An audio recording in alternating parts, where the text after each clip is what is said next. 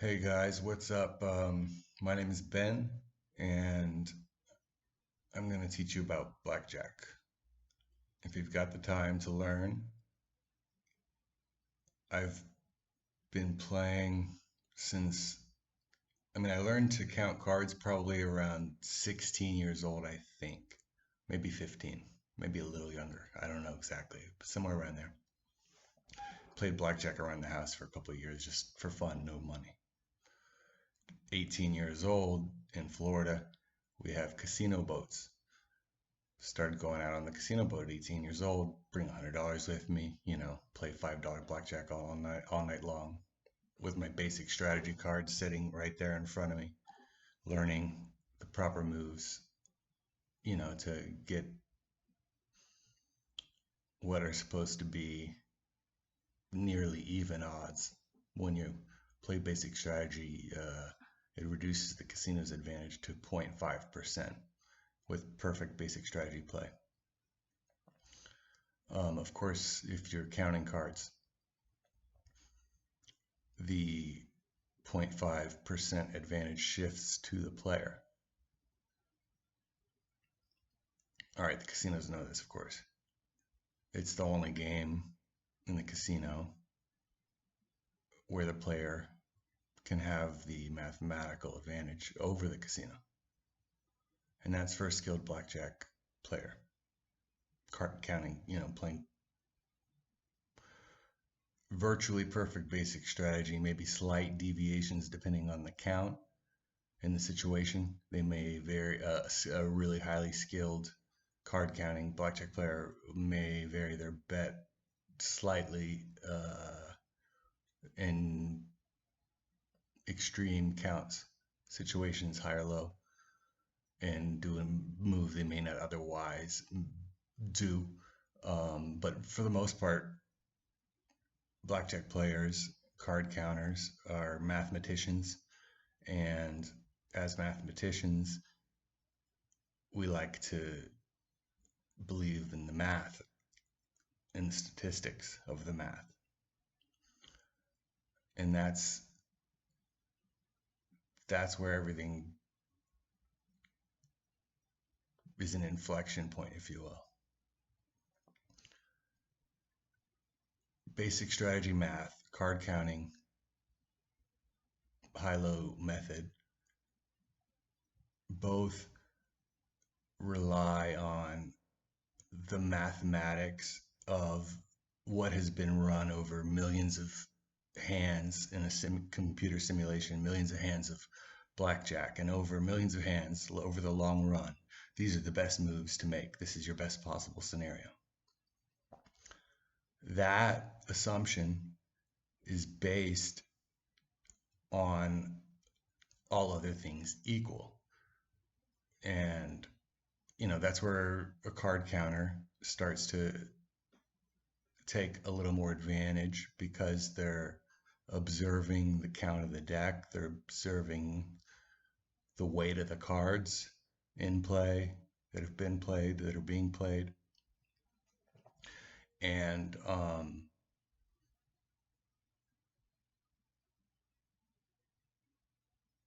blackjack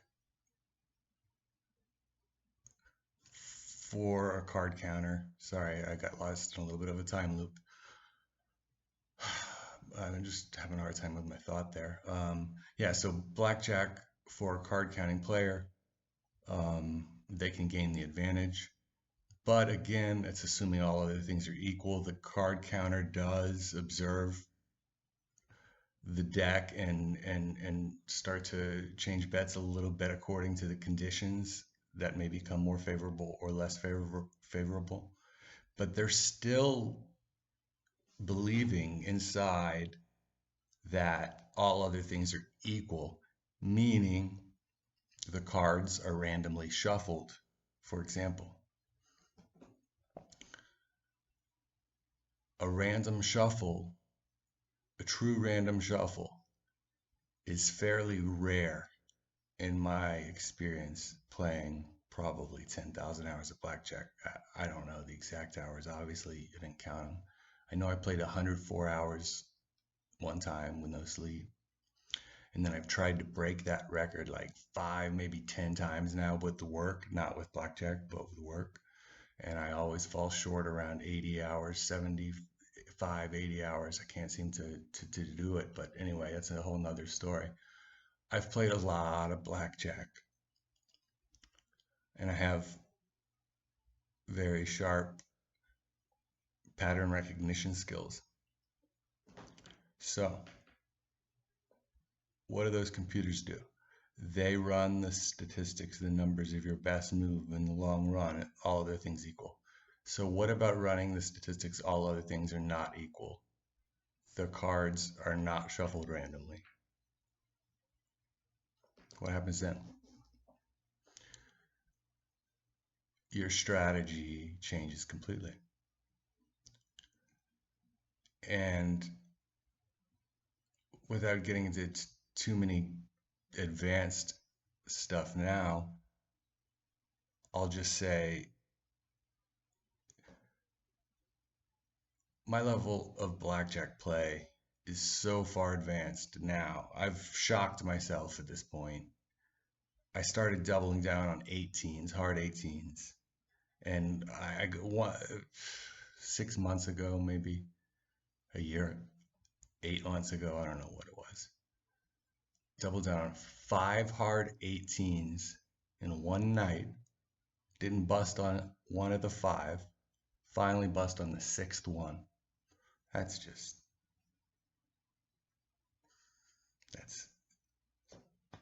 defies all logic and probability and possibility, but it happened. And that's just one night. It's happened more times than I can actually count. I get a huge thrill out of doubling down on a hard 17 or hard 18 hand when there's only 3 or 4 cards that are not going to bust you, depending if it's the 17 or the 18. 4 cards won't bust you on the 17 and 3 cards won't bust you on the 18 versus the 11 or whatever. So, yeah, all right. I got way too far ahead there.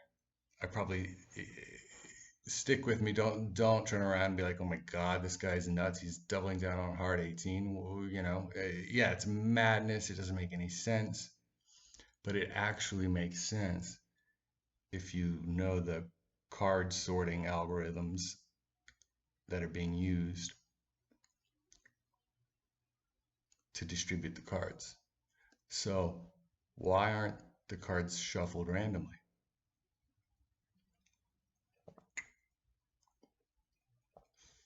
Because you guys are all playing basic strategy, right? And so guess what? 95% of the blackjack players, 95% of you guys follow basic strategy. Maybe it's a little high, maybe it's like 85% because, a lot of people won't hit. They'll believe in some no bust strategy, or they have a firm rule that they don't hit their 16s. They play basic strategy, but they don't hit their 16s. And that's not a bad deviation, mathematically speaking. It makes sense. It's a bit of a, what do you call that? A surrender hand, if you will, 16-10 anyway. But again, that's assuming all other things are equal. And if they were, then the cards would come out like 7, 10, 4, 3, Jack, 9, 2, no seeming pattern to it. That's not how they come out. You got to watch the cards how they come out. They come out 6, 7, 8, 10, Jack, Queen. What is that? That's called an ascending pattern. 6, 7, 8 going up. 10, Jack, Queen going up. Not only is it ascending pattern, it's an ascending straight. This is one of, I have no idea how many algorithms that are being used to sort the cards. And again, I say sorted and not shuffled. And the reason they're sorted, again, because everybody plays basic strategy. And so the reason that matters, I don't think I highlighted or explained that properly. The reason that mattered is because then they know what everybody's going to do. So they set the cards up in a way where it looks like, oh, guess what? You have a double down. You got a five and a five, and the dealer's got a six. You can't have a better situation than that, right? That's the picture that's being painted for you. In reality, right now, you're stuck in a clump of fives and fours and sixes, right? So when you add up four, five, and six over and over again, you get to 20 every time. So when you double down on your fives against the dealer six, you get another three, four, five, six. You're stuck on your 14 through 16 hand. The dealer flops over either another five or uh, a 10 followed by a four, and they're at 20 and they clean up the house. They clean up the whole table. Everybody that lost their bet. Maybe the one guy who got 21 got lucky and won a double and they pulled every other bet off the table.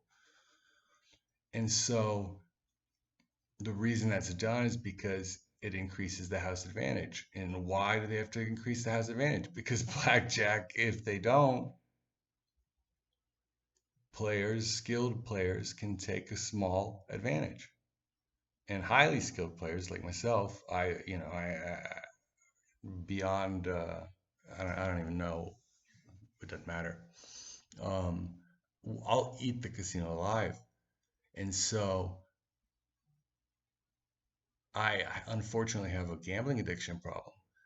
And I don't ever play for money. I have a couple of times. There was in my early high stakes days, I had some big wins that I left with, but I always went back and always gave it back. And I had some huge days. One day I was up, the craziest story. You know what? I'll save that for another time. We don't need to go into all that right now. Um, Oh, this is 12 minutes already. Wow. I think maybe like keeping the videos at 10 minutes is probably a good idea. So I should probably wrap it up and tell you I'll be posting more videos for you guys soon, explaining more. Hopefully,